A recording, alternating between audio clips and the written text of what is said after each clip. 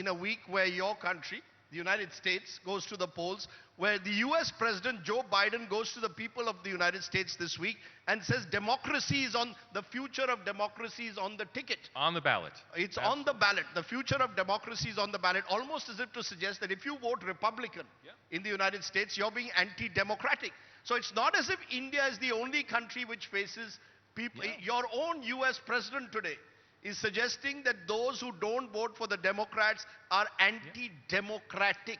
A few weeks ago, Joe Biden called 70 million Americans ultra-MAGA extremists and suggested that they were a form of terrorists. Yet all of you read the U.S. news. Many of you probably have New York Times or Wall Street Journal subscriptions. You're very aware of what's happening in the U.S. All journalists, all parliamentarians in India can name the U.S. president, probably the U.S. Well, in India, certainly the U.S. Vice President. You may be able to name the Speaker of the House. You probably know 40 or 45 U.S. states. You've visited the U.S. You have relatives in the U.S. You can form your own judgment, regardless of what Joe Biden says. The problem for India is the same is not true of American journalists, of American parliamentarians. I had the head of a think tank in Australia warn me about my India research, sending me a column in the Washington Post saying that India is a fascist country, and saying, well, should I be writing this kind of work? If am I really making a mistake here?